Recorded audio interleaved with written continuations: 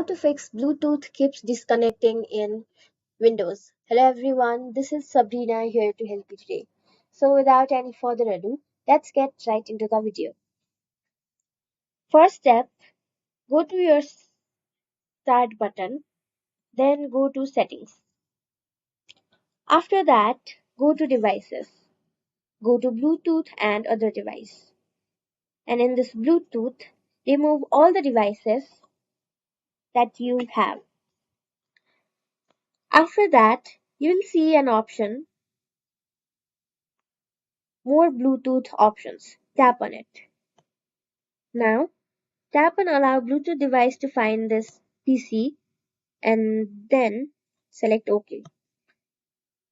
So if the problem still does not go away after you restart your device, what you will have to do is delete the Bluetooth driver and reinstall it tapping on here.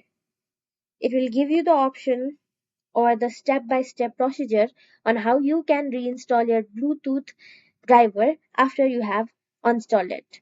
So first, go to Device Manager and then go to Bluetooth. After that, go to Uninstall Device and then select Bluetooth and uninstall Bluetooth. Then simply shut down. After a few seconds, if Windows does not reinstall the driver automatically,